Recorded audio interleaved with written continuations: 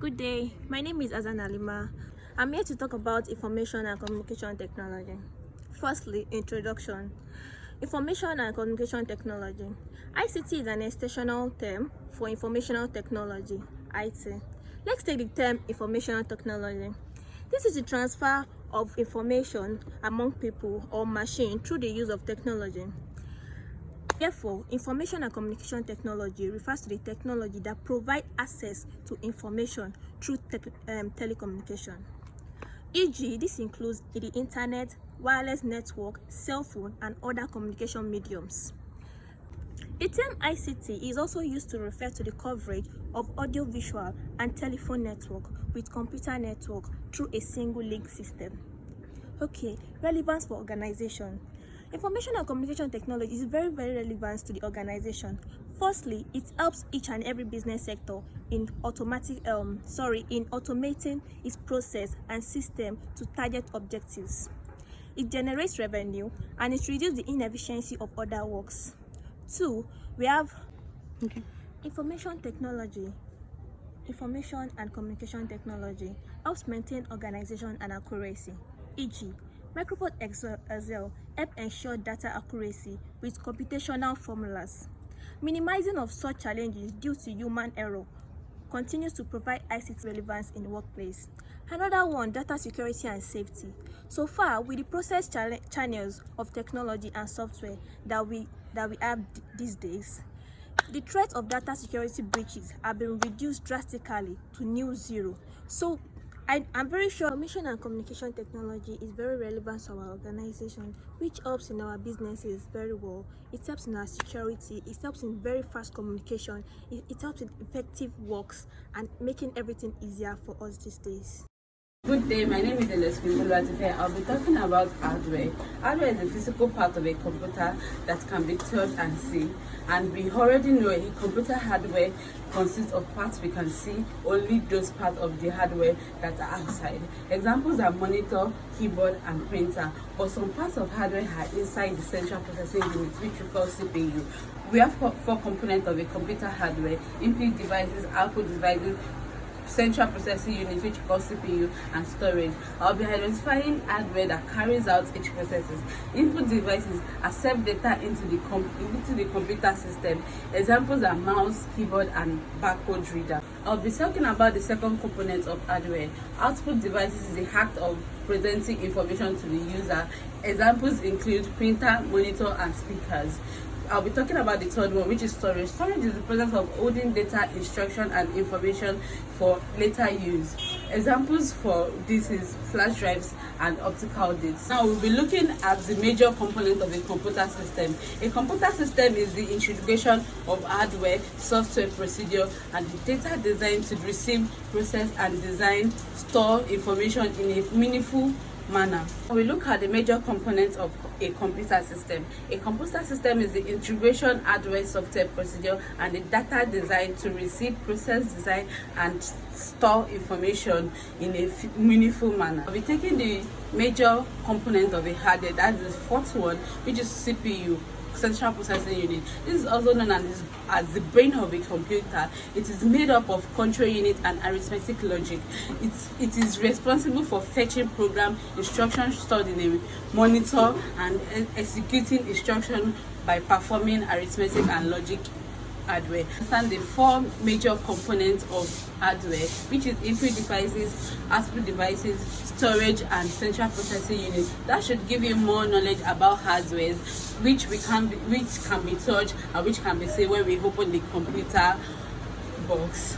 And that will be how I'll be saying about components of hardware. Thank you. Good afternoon, my name is Ayoimi and I'm here to talk about software. Software as a computer component contains the instruction that directs computer hardware to carry out tasks. It is considered as the brain of the information system. It helps in processing the zeros and the ones from the hardware. It can be divided into 2, which are application software and system software. The application software is the type of software that used to support a wide range of individual and business activity, such as payment processing, payroll, word processing, and it can be programmed to industry-specific ones. And while the system software are the type of software that control basic computer operation, such as file management, disk storage, hardware interface, and it also integrates with the application software. The system software can also be divided into two categories, which are operating system, the OS. The OS is a category of system software that perform a variety of critical basic tasks, such as handling device inputs and allocating memory. While the second one is utility software. It includes a software that performs tasks that manage and protect and compress, and it also helps to speed up the computer and automate tasks. Good day, my name is Kunle Akomolide and I'll be talking about network types and protocols. What is a network? A network is a group of interconnected devices. Although the network works in the background and is rarely seen, it is continually transforming the workplace and world at large through wireless and internet computing. There are 5 types of network. We have local area network, packet switching, peer-to-peer, client-server, and voice-over internet protocol, of which I'll be talking about just 3. Local area network. This is a network whereby all devices are connected in the same building under the same network. Peer-to-peer. This is a network whereby there is no central server. This means individuals can send information and files from one person to the other. Client server.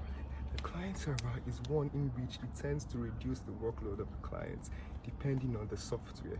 It is made up of one or more high performance hosts that run the program and store data so clients can access.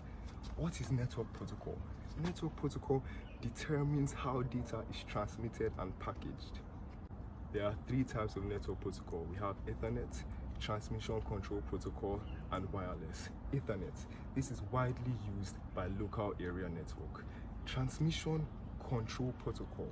This is the middle networking layer that determines how network is transferred and transmitted to different networks, to different devices on the same network. Wireless. This is the protocol whereby electromagnetic spectrum of data is studied. Okay, good day. My name is Elike Sen and I'm here to talk about enterprise architecture. Enterprise architecture is a conceptual blueprint that defines the structure and operation of an organization. Its intent is to determine how an organization can effectively achieve its long-term and short-term goals. It helps the manager make good decisions that focuses on long-term goals and not just short-term gains. There are 4 major types of enterprise architecture. Number 1, we have the Zachman framework. Number 2, we have the federal enterprise architecture. Number 3, we have Dodge architecture framework, and number 4, we have the open group architecture framework. There are 6 steps of enterprise architecture. 1 is setting goals. Number 2 is deciding on the framework. Number 3 is enterprise architect. Number 4 is determining the implementation methodology. Number 5 is documentation. And lastly, we have benefits, marketing matrix. And finally, the objective of enterprise architecture is to oversee, improve, and upgrade enterprise services, including software and hardware. Thank you.